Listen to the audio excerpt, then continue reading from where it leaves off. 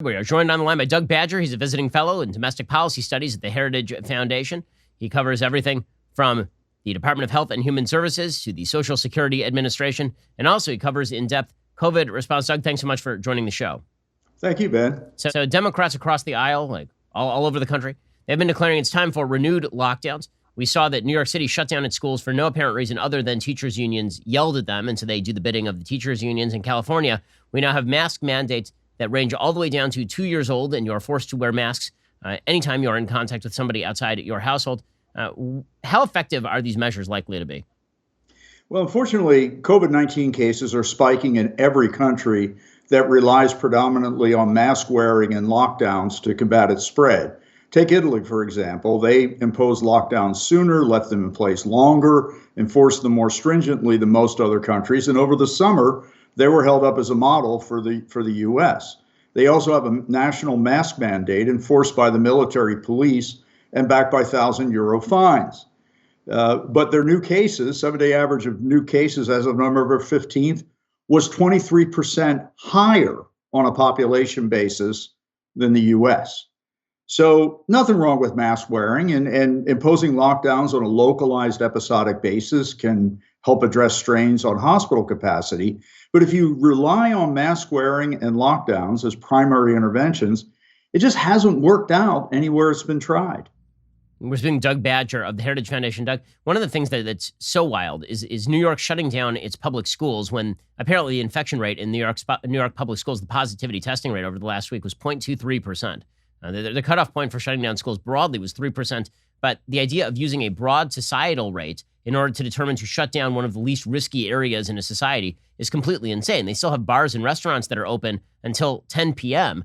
It is pretty obvious from virtually every study that bars and restaurants are the chief vectors of transmission of this virus, if there is a chief vector outside the home, and that schools are one of the least risky areas, particularly for kids under the age of 10. Yeah, and that's one of the things, Ben, that's so troubling about this. You know, in March and April, when we didn't know very much about this, we were panicked. We didn't have testing. You could understand people taking the reaction of, look, we just shut down the schools and shut down everything. But, you know, we're in November, and we know a lot more than we did back then. And once again, we find ourselves ironically shutting down schools when cases in nursing homes are rising.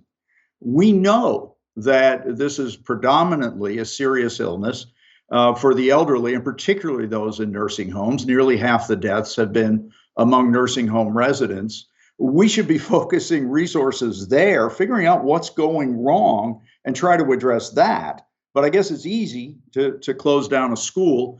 A little more difficult to try to protect the frail elderly living in congregate settings. We're speaking to Doug Badger, visiting fellow in domestic policy studies at the Heritage Foundation. Doug, one of the things that's been so irritating also about the COVID response is this insistence that just because the government says a thing will be so, it shall be so. In reality, people actually make choices, and those choices are sometimes impacted by what the law says, and sometimes they're not impacted by what the law says. When you lock people down extraordinarily tightly, people start ignoring more rules than if you actually put in place certain rules that are practical. If you say to people, yes, you can go to work, but you have to socially distance and wear a mask, that is much more likely to be abided by than if you say you have to stay home forever. And then people are just like, okay, I'm not going to pay any attention to any of your rules. And you're seeing this applied inside the administrations of various Democratic officials, the most obvious example being California Medical Association members meeting with Gavin Newsom in a restaurant without a mask while declaring that everybody in the United States should apparently wear a mask. Yeah, that's absolutely right. Look, it's better to inform people than to confine them if you really want them to behave properly. And there was actually a study just published this week in Nature Human Behavior that looked at over 6,000 different government interventions across hundreds of countries. And they determined that national lockdowns have only a marginal effect.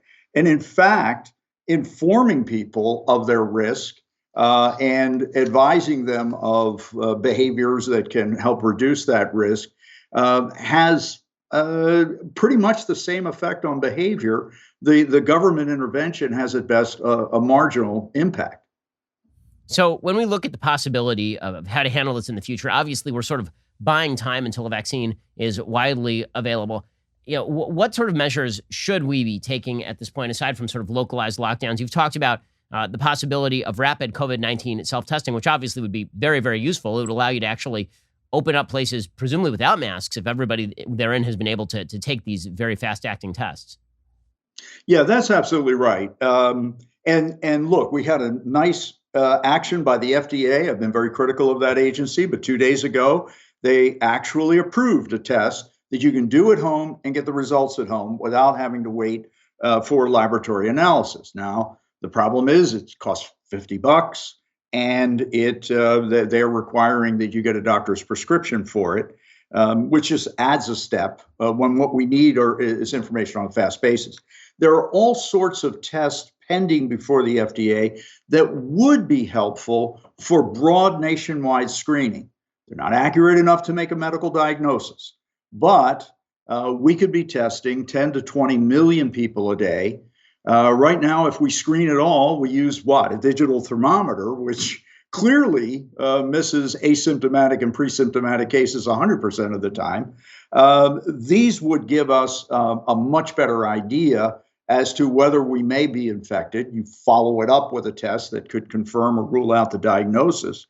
But particularly going into Thanksgiving, into the Christmas and Hanukkah season and so forth, it would be wonderful if we could get these tests out to people. And we're talking about tests that cost about $1 to produce and that can be cranked out at a 10 to 20 million rate a day. That would be a real game changer. And again, informed people will make better decisions than people who are told by the government, stay in your home, put on a mask. Doug Badger, visiting fellow domestic policy studies at the Heritage Foundation. Really appreciate your time and really appreciate your insight, sir. Thank you, Ben.